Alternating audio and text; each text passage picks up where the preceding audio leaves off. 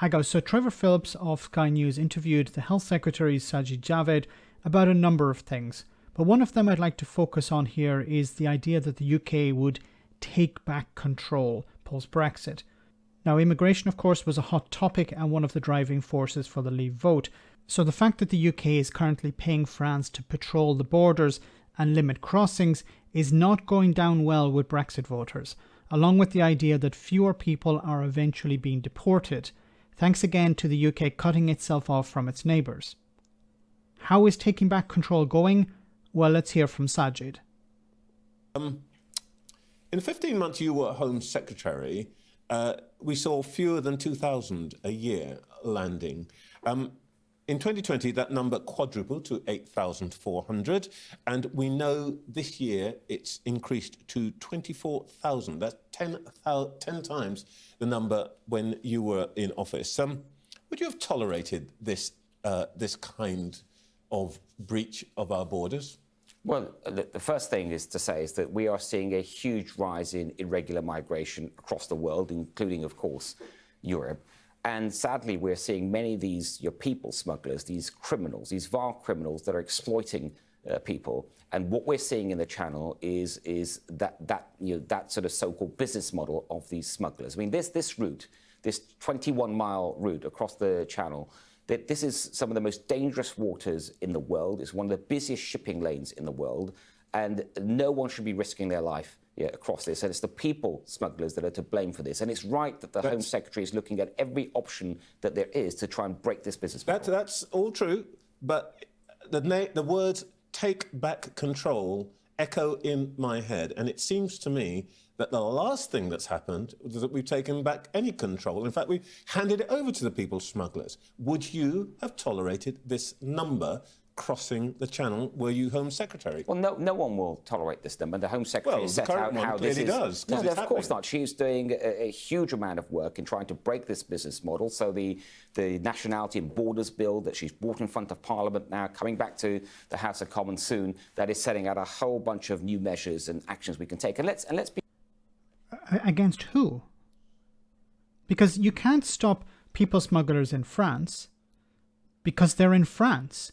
Legislation in the UK has no impact on people smugglers in France. No, the legislation is designed to punish people who have arrived in the UK. The people smugglers are not arriving in the UK. It's the asylum seekers and migrants who are arriving in the UK. That's who Priti Patel wants to punish, not the people smugglers. Now, the best way to actually punish the people smugglers is to remove their business model by allowing people to arrive in the UK through safe channels. You know, Sajid Javid mentioned here how it's the busiest shipping lane. The waters across the Channel waters are some of the most dangerous in the world. But why do people resort to that measure? Why do they pay a people smuggler to force them onto a boat, and that boat risks sinking in the Channel, and a number have sank already? Why do people do that? Because there isn't any safe channel to arrive in the UK, or the channels are extremely limited. It's very difficult to arrive in the UK through any other means, so people are resorting to that. But this idea that the Home Secretary is creating new legislation to deal with people smugglers, but if the people smugglers are in France, how are you going to punish them in the UK? No, this is about punishing people who have arrived in the UK. Be clear on this, Trevor, that people that are...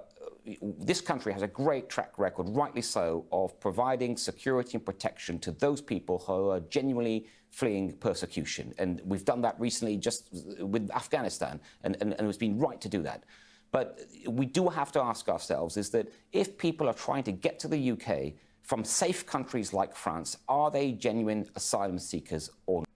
That is not the criteria to judge someone if they're asylum seeker or not. The UN Convention does not permit that. Now, is the Health Secretary suggesting that the UK is going to leave the UN Convention?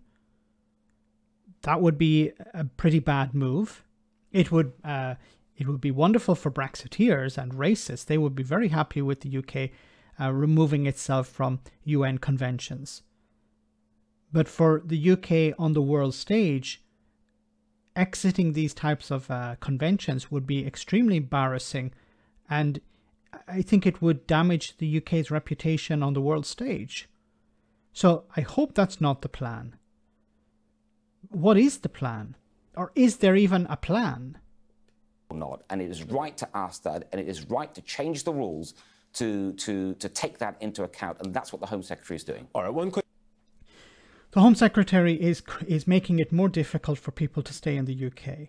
They can't send people back to France, or it's more difficult to send people back to France because the UK doesn't have an agreement with France, and France is not willing to sign an agreement with the UK to take people back. Because France said, this is not our problem, that's your problem. Once again, if the UK was a member of the European Union, it could do something about this. So what is the solution they seem to be coming up with? Sending people to Albania or to other countries around the world. And this is not a way to deal with this problem. The way to deal with the problem is to create safe channels for people to come into the country, process them, and then deport them after. But this idea we're going to send people back to France, we're going to send people to Albania, is not going to work. And I think it's going to be challenged in the courts, and rightly so. And I don't know if the government will come out on top on this. Unless the government is planning to overrule the courts in some way, which I wouldn't put past Boris Johnson's government. Let me know in the comment section, guys, what you think about all of this. As always, your comments are greatly appreciated. Thanks a lot. I want to say a big thank you to all of my patrons. You ensure that this channel continues to exist. I'm eternally grateful for all of your support. If you join Patreon, you will receive instant access to our Discord server, where we have both audio and video chats. You can chat with me and other patrons, where we discuss important and non-important issues. Becoming a patron per month costs about the same as a large coffee, so why not check it out?